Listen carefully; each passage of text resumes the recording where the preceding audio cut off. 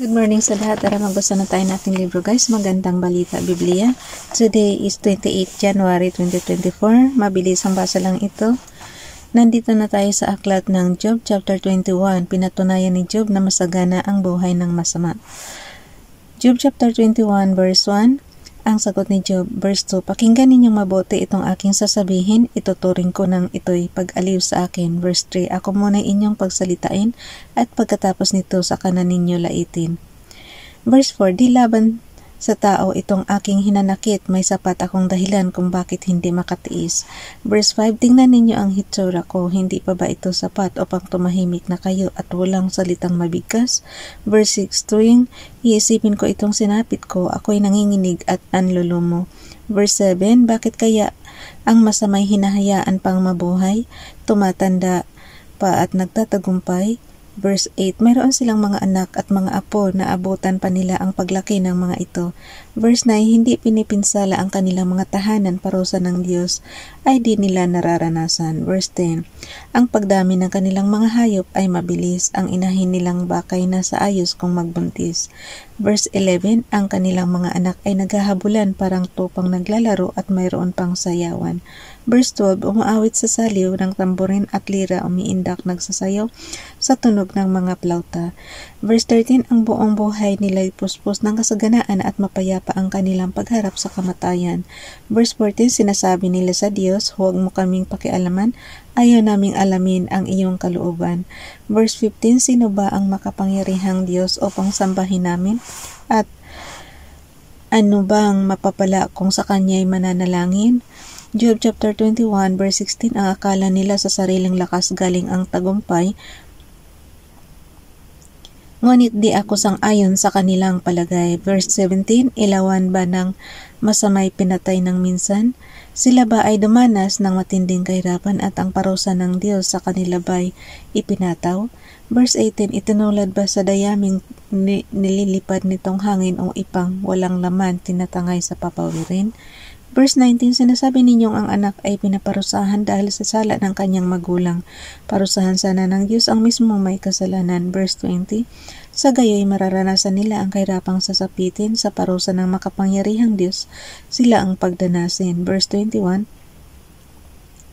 kapag ang isang tao ay binawian ng buhay, ano pang pakialam niya sa pamilyang naiwan? Oo nga naman, patay na nga eh. Verse 22, sinong makakapagturo ng dapat gawin ng Diyos na siyang humahatol sa buong sinukob?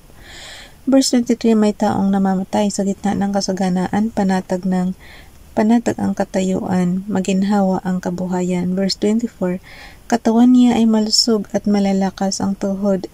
Verse 25, mayroon namang namamatay sa kahirapan na hindi nakalasap kahit kaunting kaligayahan.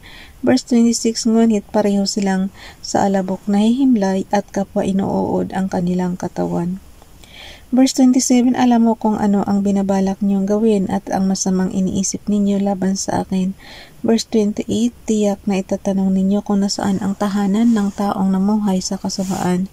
Verse 29, hindi ba ninyo na itatanong sa mga manlilakbay, mga ulat nila, hindi ba ninyo pinaniniwalaan? Verse 30, sa panahon ng kahirapan at kasawi ang pala, di ba't ang masama ay laging naliligtas? Verse 31, sa kanyang kasama ay walang nagpapamukha. Ulitin natin yung Job chapter 21 verse 31 guys.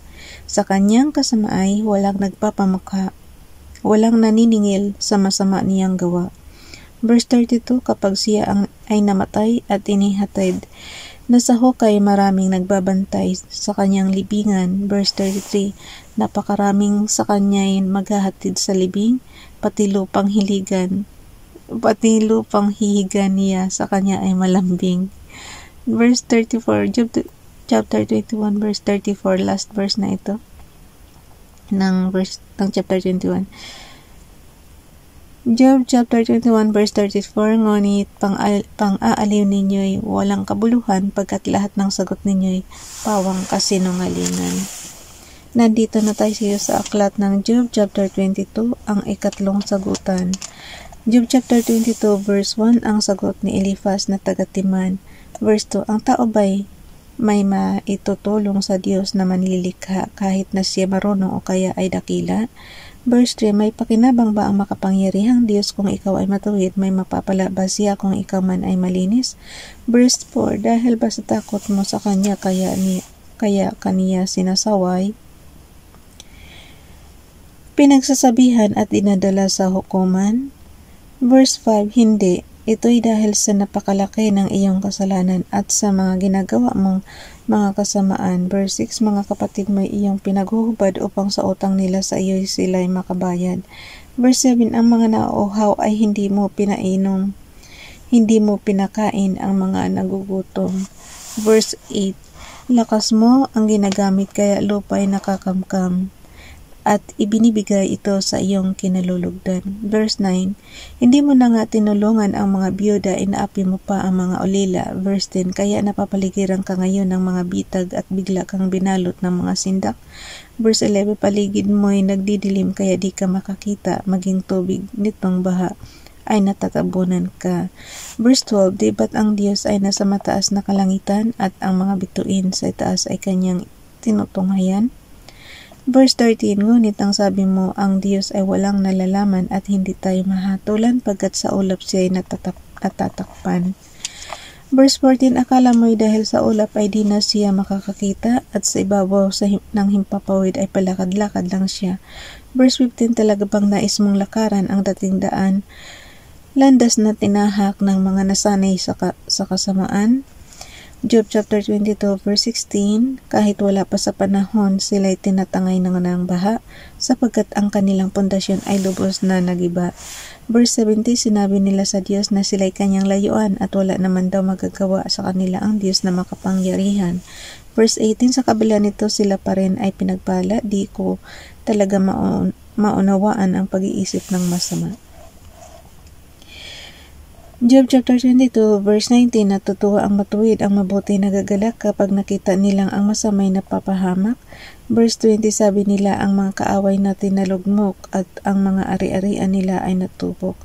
Verse 21, sumang-ayon ka sa Diyos, makipagkasundo ka sa Kanya, ang buhay mo'y gaganda at magiging maginhawa. Job chapter 22 verse 22, makinig ka sa Kanyang itinuturo, mga sinasabi niya itanim mo sa iyong puso. Verse 23, manumbalik ka sa makapangyarihan, ikaw ay magpakumbaba at alisin mo sa iyong tahanan lahat ng gawaing masama.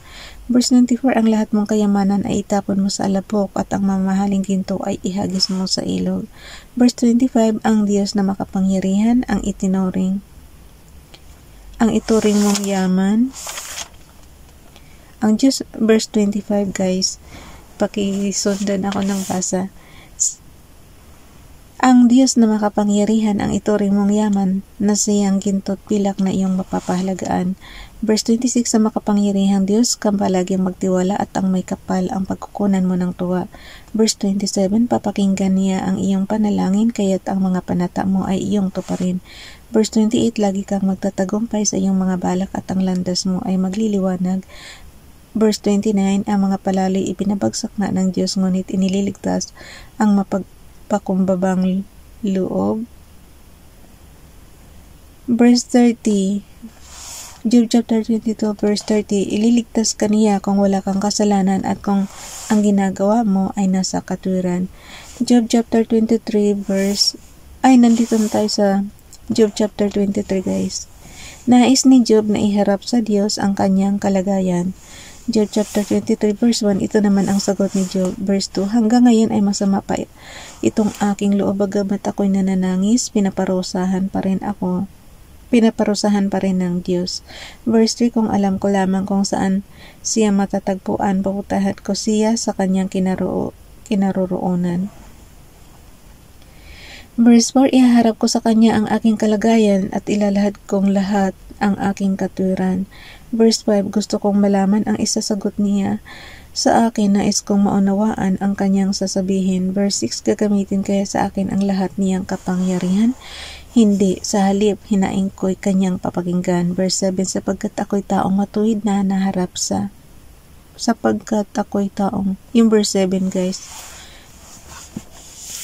sapagkat ako'y taong matuwid na harap sa kanya, kanyang ipahahayag na ako'y walang sala.